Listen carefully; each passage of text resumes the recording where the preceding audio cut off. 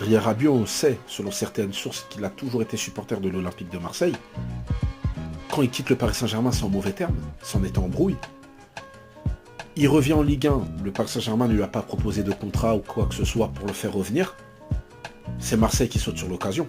Donc on ne peut pas considérer que ce soit un traître.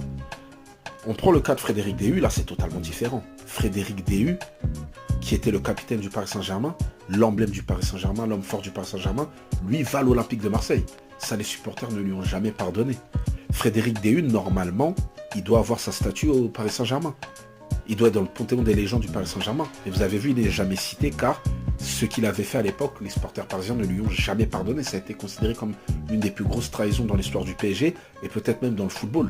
Un choix incompréhensible à l'époque. Donc, on ne peut pas comparer les deux situations.